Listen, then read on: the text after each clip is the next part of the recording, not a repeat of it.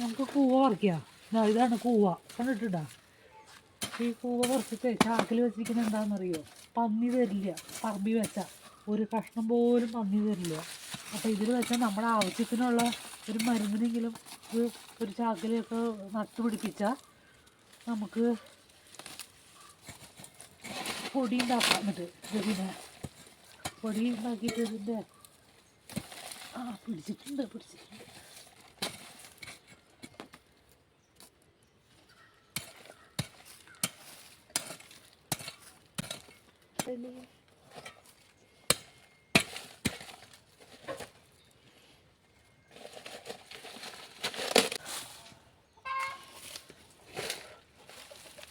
ഇനി ഇത് കഴുകി വൃത്തിയാക്കിയിട്ട് പൊടിയാക്കണത് കാണിച്ചു തരാം.